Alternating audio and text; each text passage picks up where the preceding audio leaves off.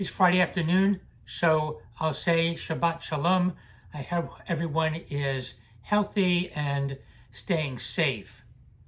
The Torah, which according to our tradition has 613 commandments in it, and it has the word mitzvah, which means commandment, numerous times, has no word that means obey. We are never told to obey God's commandments.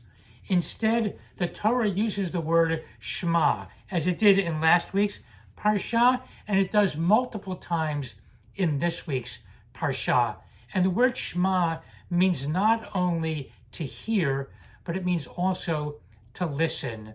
In the Talmud, the word means to understand. The Torah does not want blind obedience from us. It wants us to hear, to understand, and then to act on God's words. Rabbi Rabbi Sack, who is British, tells a great story about Queen Elizabeth II. The Queen kept a very tight schedule. She showed up for all of her meetings on time, and those meetings lasted only the allotted amount of time that was designated for them, except once. On January 27, 2005, which was the 60th anniversary of the liberation of Auschwitz, the Queen had an audience with Holocaust survivors. She just sat there and listened. She wanted to know their stories.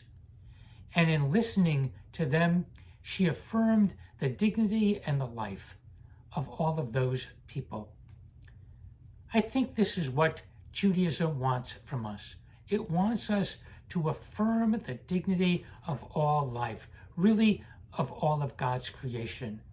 And in doing that, this is what it means to hear God's word. We have a lot of stuff going on at Temple Judea. We have a barrel out in front collecting food for the Jewish community food pantry. We have a date to hand out food at Harry Chapin Food Bank. I think that's next Friday. We have some upcoming events. We will have a Slichot concert on the Saturday night before Rosh Hashanah. We'll have a special Tashlich program for everyone, especially for families with kids, on the second day of Rosh Hashanah. And we have a wonderful discussion coming up on Yom Kippur afternoon. It'll all be over Zoom, but it will be with members of the African American community of Fort Myers. We're looking forward to all of that. I want to wish all of you a Shabbat Shalom, and again, please stay safe and stay healthy.